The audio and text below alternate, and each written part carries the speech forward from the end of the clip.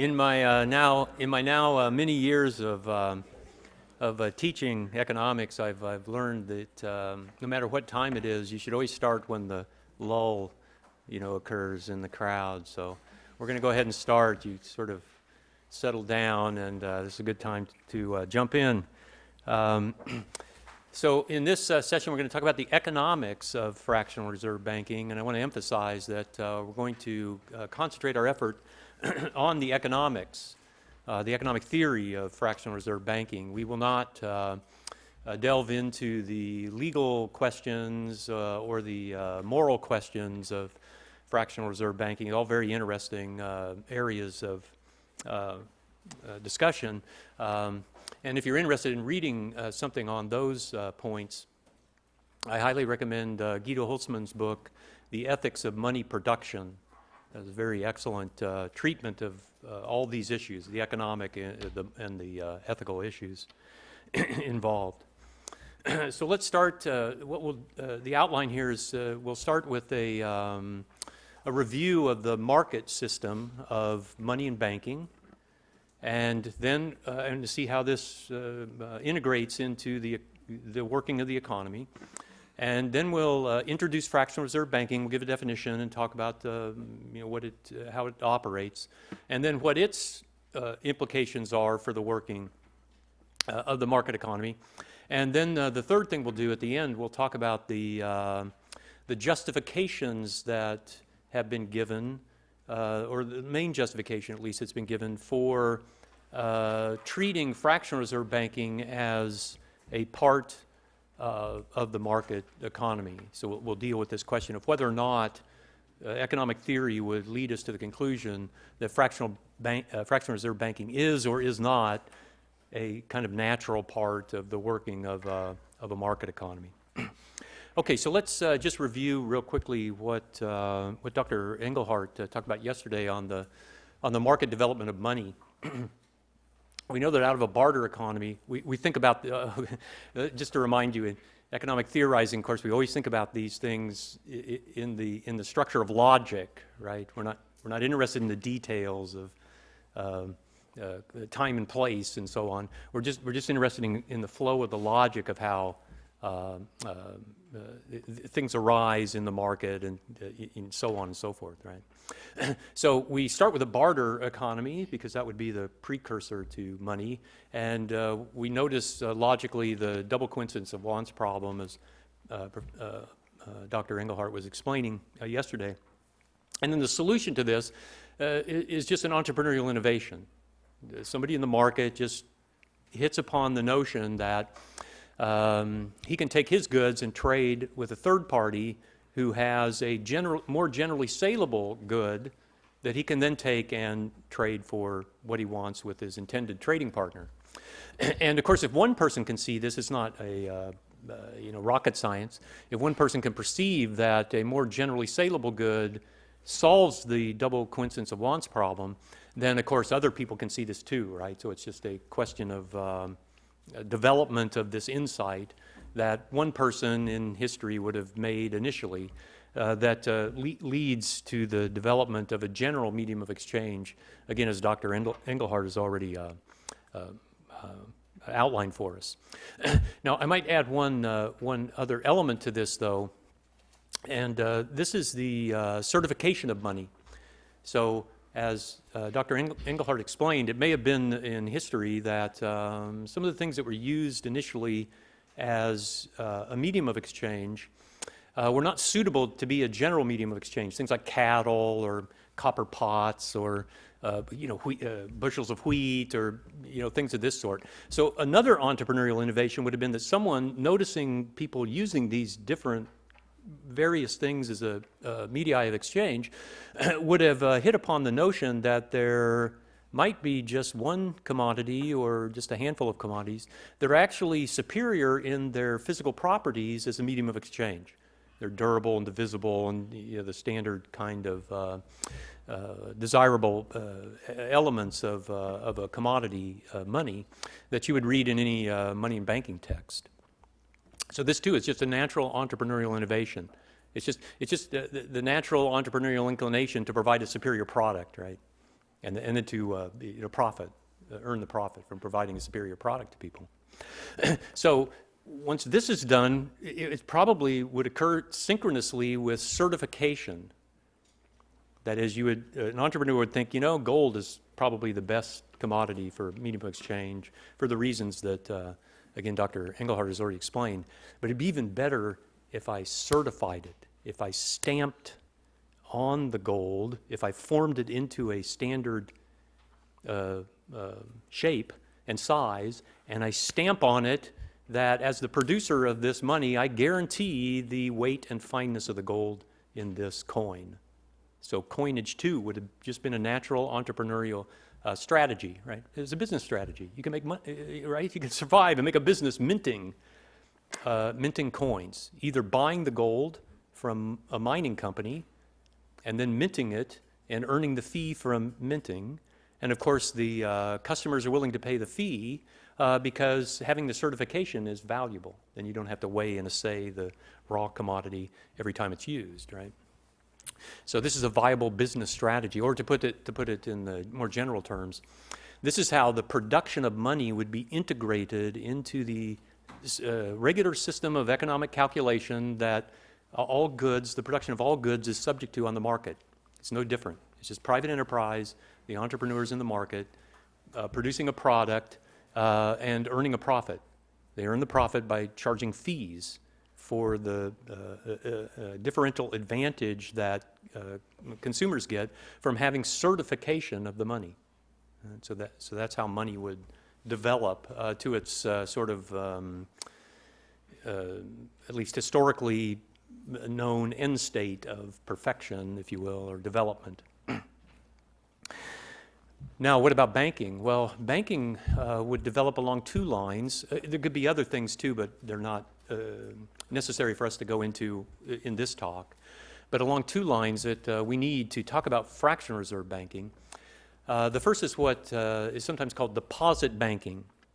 So we see, again, the logic of how you could establish a business as an entrepreneur by innovating and providing a superior product to the customer, for which the customer will pay a fee that generates revenue so you can cover your costs, right? Just like any business.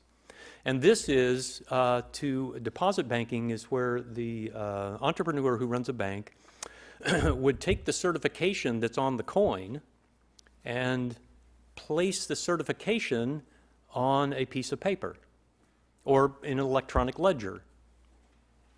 So something like a banknote. Now, what's the advantage of a banknote to the customer? Why would a customer pay for a banknote instead of just using the coins? And hopefully you can see right away it's convenience and safety. You can carry around large amounts of purchasing power with paper.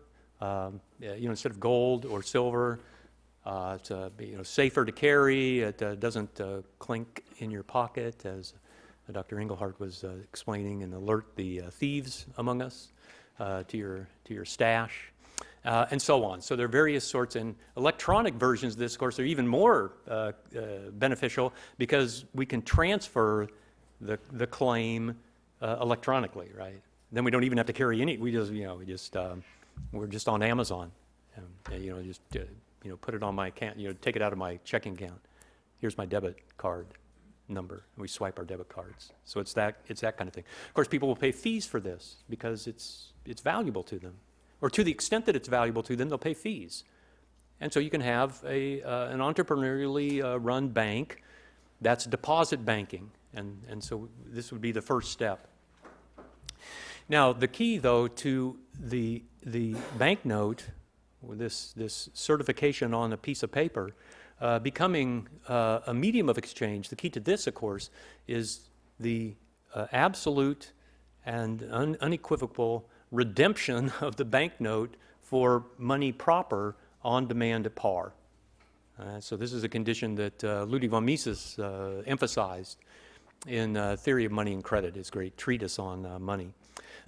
So if customers are to take their banknotes instead of gold coins and spend them with merchants who aren't customers of the same bank, then the merchant has to have very high confidence that he can take the banknote down to the customer's bank and redeem it for an equivalent amount of gold, right? The money proper. It has to be a firm and secure redemption claim. If that happens, then the banknote, the so-called money substitute, can be also then a medium of exchange. It can actually be a substitute for money, or a companion medium of exchange, if you wish to put it this way. Now, the natural progression of this development, of course, as we're sort of unfolding it, would be for what Mises like to call money certificates. And a money certificate, Mises defines as a money substitute, a claim to money, this redemption claim to money, for which there is a 100% reserve of money that the customers can have for redemption. So the deposit bank would first initially start as a 100% reserve bank, not a fractional reserve bank. I mean, it seems the first step would be a 100% reserve bank. This would give greater confidence to the merchants at large that they could in fact redeem these claims on demand at par. There would be no question of this, or at least very little uncertainty about this, if there were a 100% reserve. So we see this then as the initial development of a market institution of banking. Now, so here we summarize this, right? The money emerges from the market activity as this commodity, and then entrepreneurs certify the commodity, and the customers get this benefit of standardization of the banknote or the checking account and so on. And the key point that the production of this money and then the money substitutes, as we're speaking about, would be integrated into the market. All the production is based upon the same system of economic calculation. Is it profitable? Are there losses? You know, the entrepreneur would adjust production according to the regular pattern of profit and loss. Now, there could be different ways in which the money certificates could be issued by the bank, and we want to make we want to follow along one line of how this could be done. The argument that we're making throughout the talk doesn't depend on whether it's done one way or another, but I want to do this for purposes of illustration. So once the money substitute is issued or the money certificate is issued by the bank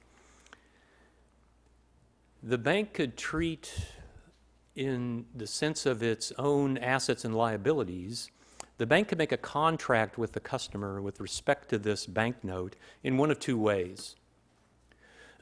One way would be, as the case that we're taking, is deposit banking. Deposit banking is when the customer would come into the bank and deposit the coins in the bank for safekeeping and deposit them. And then when they're deposited, the bank, the customer transfers ownership of the coins to the bank in exchange for the banknote. That would be one feasible way in which this could be arranged. And I want to do it this way, just again for purposes of illustration. Murray Rothbard, in his work, does it the other way. The other way is that this relationship between the customer and the bank could be treated as a warehouse relationship, a bailment contract, where the customer comes in and doesn't trade the ownership of the money for the ownership of the money certificate, but pays a storage fee to the bank. And the bank is just a warehouse then storing the customer's gold. And the banknote legally then is just a ticket of ownership. It's just a sign of ownership. So we're not going to follow out in that legal path. We're going to follow this other legal path. And the reason to follow the other legal path is because we can make a nice contrast between how it affects the bank's assets and liabilities compared to fractional reserve banking. So that's the only reason to do this. So this is what it would look like, a typical arrangement between the customer and the bank. This is what the bank's balance sheet would look like, the T account in their balance sheet would look like. If a customer came into the bank and deposited $1,000 in gold and then gave up ownership of that to the bank, you now own the gold, and I now own this claim. So the claim is in a checking account. So the claim is electronically recorded in a checking account. That's what the customer owns. In other words, the bank now has a liability. They must pay the owner of the checking account funds on demand at par the money that they're holding in reserve.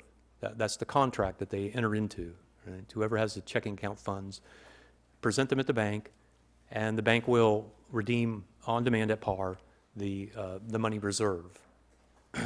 By the way, hopefully you can see right away if this is a warehouse contract that the customer forms with the bank, then it won't affect the bank's balance sheet at all, right? Because the bank doesn't own anything. The bank doesn't own the gold. It doesn't have any liability claim with respect to the IOUs that it has to other people. So it's a different impact. So we do it this way so that we can make a direct comparison to fractional reserve banking, where again it affects the bank's balance sheet, as we'll see. Now the other main point, though, that we want to make here is that this production of the money certificate then leaves the total stock of money the same. Nothing has changed, right? The bank has simply replaced one form of the medium of exchange with another. They've taken money off the market and used it now as a reserve instead of a medium of exchange. They're not using it as a medium of exchange, they're using it as a reserve. And now they've issued another medium of exchange, the banknote, or in this case a checking account, that serves in place of or as a substitute for money. So when the banks issue checking accounts, they do not change the total stock of money in society. They just change the form of the medium of exchange from money proper to money, the money substitutes. By the way, just as an aside, before the financial meltdown that began in 2007, if you looked at the M1 money supply in the U.S., it was roughly 25% money proper, Federal Reserve notes, and 75% checking account balances. When we got into the middle of the financial crisis in 2009, the balance between the two is 50-50. So this is still a live issue in our economy, right? Where people choose between the two. They can move their funds between the two forms of the medium of exchange. Sometimes they prefer money proper. Sometimes they're more inclined to prefer the money substitute. And it's quite obvious why they, hopefully it's obvious to you at least, why they preferred the money proper during a financial meltdown. You don't want to rely upon the redemption claim of the fractional reserve banks. Okay, so anyway, that's the first point to make with respect to the economic consequences of the deposit banking. Now, here's just a quote from a famous economist about 100% reserve banking. And the quote goes, the bank money, the money substitute, or the bank issued money substitute, what this author calls the bank money, just offsets the amount of ordinary money, gold or currency, placed in the bank's vault. No money creation has taken place. A 100% reserve banking system has a neutral effect on money and the macroeconomy because it has no effect on the money supply. Now that quote was from the great economist Paul Samuelson. So even the arch Keynesians recognize this point, right? This is not a nutty right-wing conspiracy argument. This is a well accepted conventional view. Okay, so now let's think about the next step. What about money production? And this here I've just borrowed Rothbard's diagrammatic analysis, where he borrows it from Wicksteed, where we have the total stock of money as a vertical line, right? The total stock of money at any given time, or the total stock of any good at a given point in time, is fixed. So it doesn't depend upon what its price is, right? It's just physically fixed.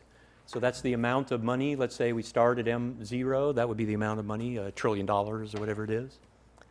And then the purchasing power of money would be determined by the extent of total demand for money given that total stock. And the total demand for money is the total demand that people have to hold money, or whatever this good is, as a good in their stock of goods, as an asset. So we're all holding money balances right now, cash on our person or checking account balances or so on. We're not instantly and completely taking those money balances and buying goods or investing to earn the rate of interest. We're holding money. And again, we're not going to go into the reasons of why this is done, but we'll just rely upon that background for our analysis. Now, in the market system that we've described so far, where money is something like gold coins and they're money certificates issued by banks, then this purchasing power of money here at point A, where we begin this dynamic analysis, corresponds to a cost of producing the gold coins that generates a stable rate of return, a rate of return on investment that doesn't inspire profit, more production and profit, or include losses and then a decrease in production, or the equilibrium, so to speak, with respect to the production of money. And then we ask the question, well, what could possibly occur? What would be the cause of an increased production of money? For example, would the miners and the minting companies just sort of arbitrarily increase the money supply? Just, hey, we're producing money, let's just produce another 20%. Well, no, if they did this, they would drive the purchasing power of money down below its cost and suffer losses. Just like if Tim Cook at Apple Inc. decided, so how many iPhones are we producing a month? It's 12 million? Let's produce 25 million a month. No, he's not going to do that, right? Because if he did that, in order to sell that volume, he would have to lower his price, and presumably that price would be below his costs, and he'd suffer losses. So again, this is just a general analysis of how production of any good is regulated by profit and loss. The only way it would be forthcoming for entrepreneurs who are producing money to produce more of it is just like any other good. If the demand for it first goes up, or they anticipate that the demand for it's going to go up. If the demand for money goes up, then if they don't produce more money, the market value of money is going to be way up here, way above cost, right? So then they'll want to ramp up production, they'll buy more inputs, they'll open up more mines, they'll make more capital investment in new technology to get the gold out of seawater or whatever, and all of this has higher costs.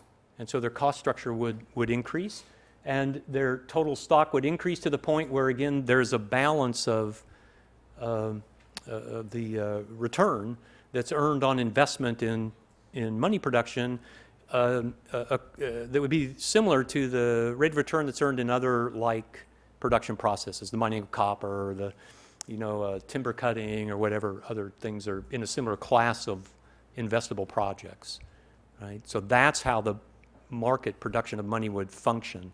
To say this in a slightly different way, under a system of a market-produced gold standard, the supply of money is not fixed. The supply of money expands or contracts according to the demand for money, just like any other good. The production of it expands or contracts according to demand. It's no different. Right?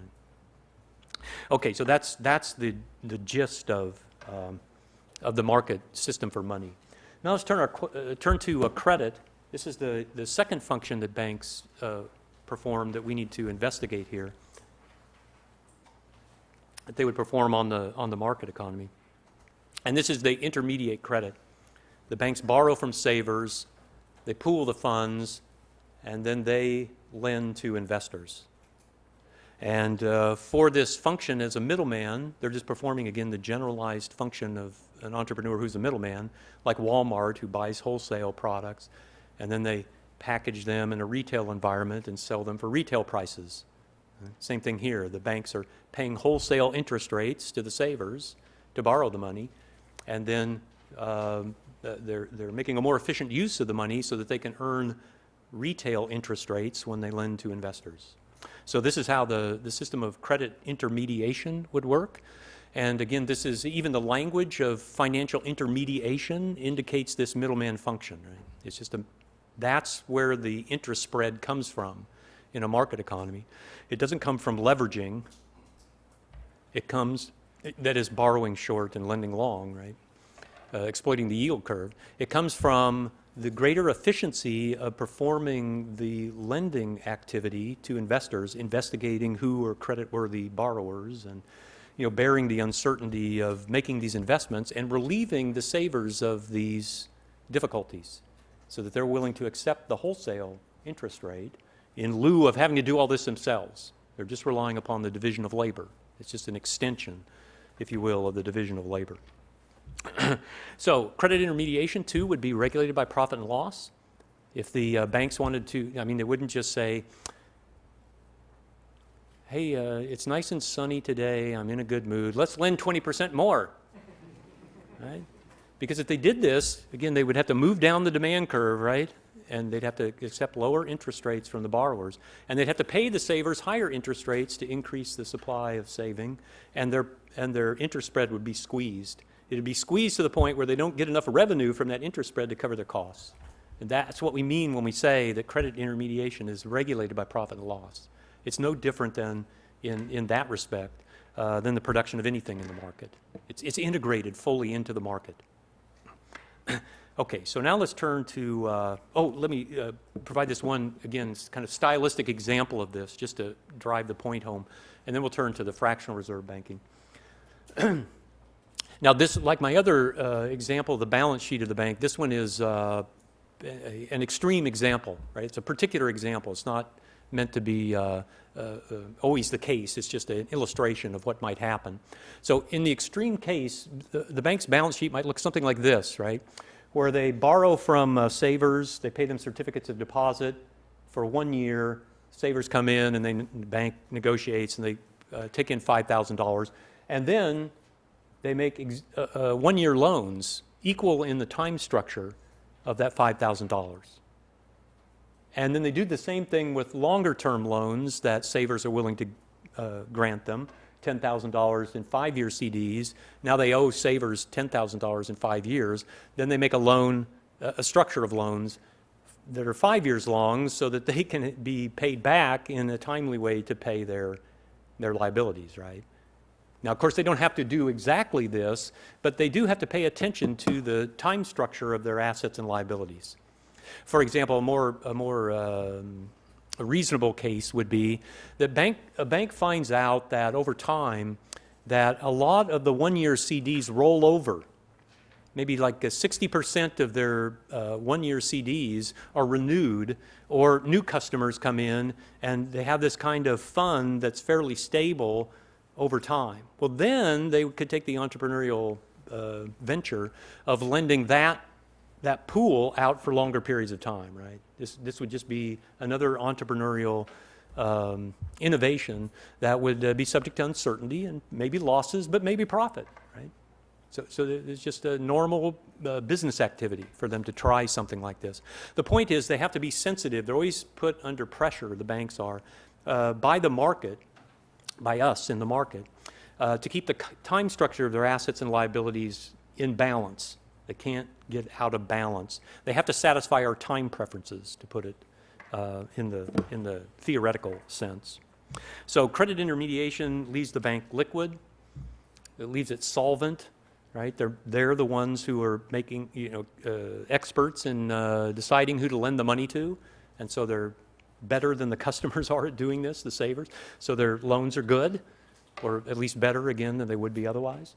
And so their balance sheet is intact. There's nothing unusual about this. There's nothing different about the character of their balance sheet relative to an auto company or a tech company or anything else. All businesses in the market economy have to pay attention to liquidity and solvency of their activity. So credit intermediation does not change the supply of credit or the time structure of it fundamentally, right? So it looks something like this. Again, if we were to diagram this, the only way in the market economy, if we start with conditions of demand and supply for credit at point A, the only way for the interest rate to be pushed down or the supply of credit to be increased is for people's time preferences to fall. Now, again, we're simplifying from other factors that can affect credit. We'll take this up tomorrow in the time preference lecture. But here, the basic point is that time preference would drive interest rates down in the market as a reflection of the fact that savers' time preference rates have gone down. And so we would get something like this, I1 and C1. Okay, so now that we've canvassed over how the market would work, let's turn to the issue of fiduciary media and fractional reserve banking. So these are just the terms or definitions. Fiduciary media are money substitutes for which a bank holds only a fraction of money reserve. Dr. Engelhardt referred to the goldsmiths introducing in England, introducing this innovation of running their reserve, simply seeing that there was a big pool of funds sitting in their bank vault. They didn't pay much attention to the legal status of, whether it was legally permissible or morally okay for them to lend out these funds. They just started lending them out, and so they run the reserve fraction down. So that's where we get the language of fractional reserve banking, right? So fiduciary issue is when the banks issue checking account balances for which they only hold a fraction of reserve as money. So that's our language. Now, how do they do this? How does the bank issue fiduciary media? And the answer is they just extend credit. They keystroke on a computer, right? They just hit a keystroke. Just like it's very similar to, and we'll make a few analogies here. It's very similar to the Federal Reserve. They just hit a button on a printing press, right? And then more money comes out at the end of the process. The bank just hits a key on their keypad, and a checking account balance increases of a customer. So a customer goes into the bank and says, I want to borrow money for a new car. And the bank says, yeah, you've been a good customer for us. Sure, we'll lend you the money. They don't borrow the money from a saver. They just write the loan into the customer's checking account. That's how fiduciary media comes into existence. We call this credit creation.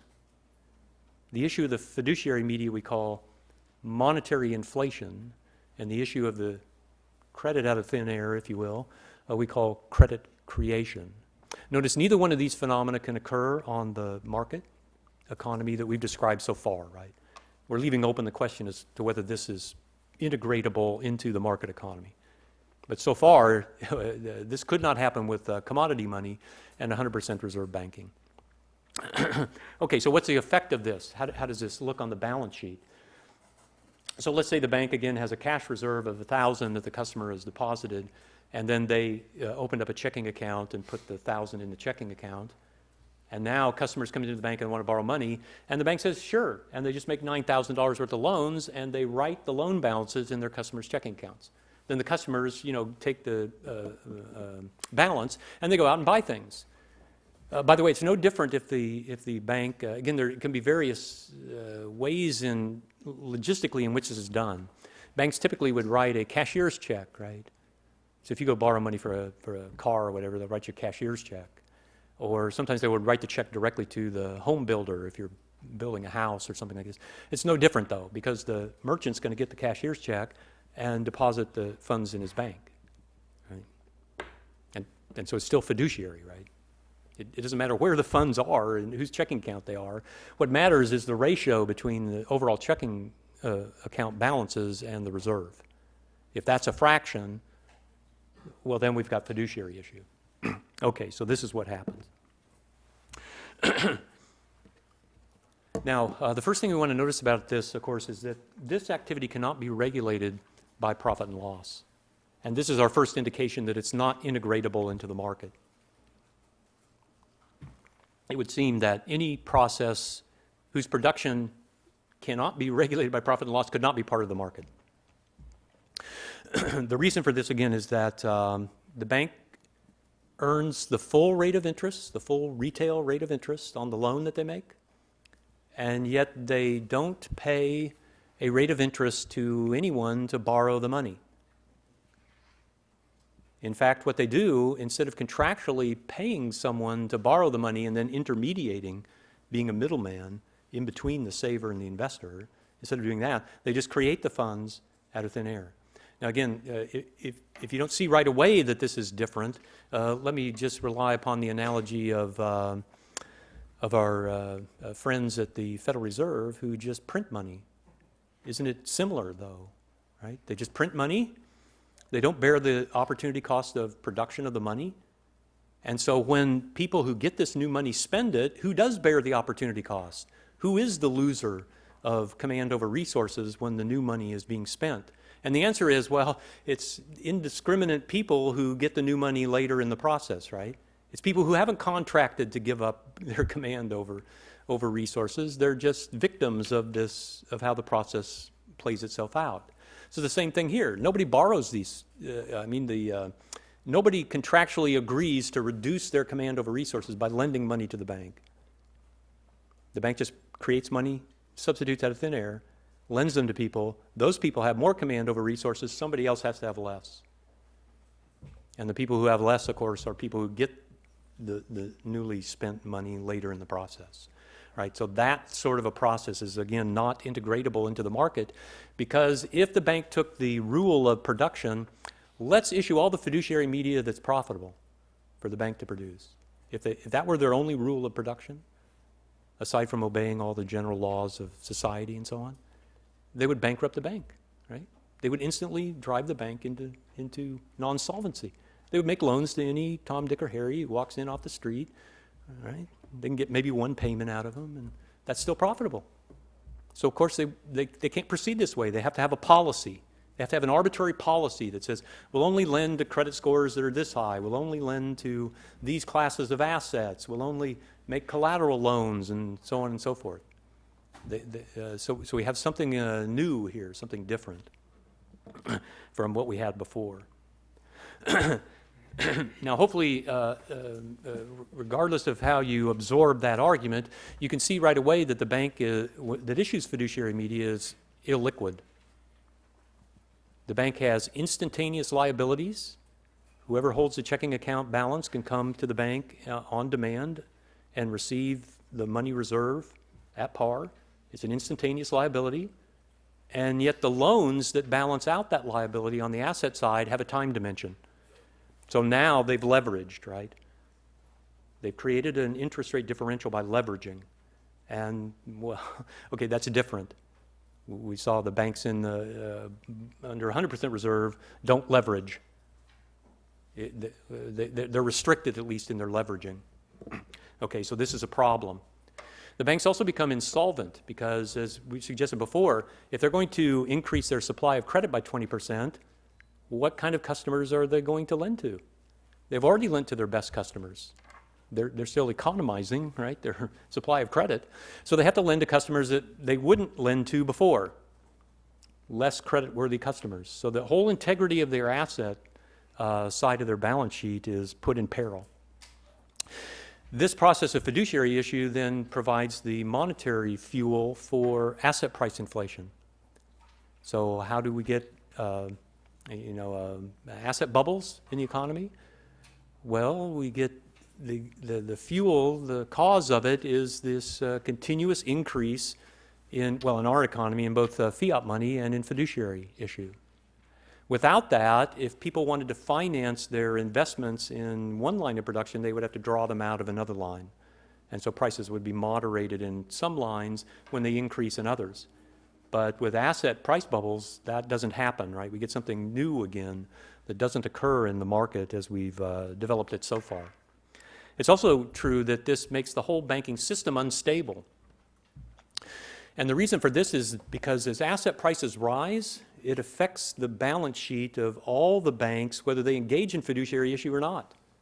As all the housing prices rose in the housing bubble in the early 2000s, then all the collateral values of all the banks that were holding loans against these houses improved, and suddenly they had equity on their balance sheet, right? That they could exploit by extending further liabilities, by leveraging even further, and so on this process goes. Again, something that would not happen in the unhampered market economy. So this is how we would diagram monetary inflation. So now we can have a system of monetary inflation where the supply of fiduciary issue, the money substitutes, can just be increased ad infinitum. There's no restriction of profitability on the issue. And so we see this progressive reduction of the purchasing power of money, or progressive price inflation in the economy. And the same with credit expansion. We get credit creation or credit expansion. This sort of artificial increase in the supply of credit that isn't driven by a lowering of time preference, but is just additional fiduciary issue, comes into existence by additional fiduciary issue over time. Now, as you'll hear in lectures later on, this process of monetary inflation and credit expansion generates the business cycle. So this may generate a boom-like economic environment, may look great on paper for a while, but it's self-reversing, and you'll hear about this later.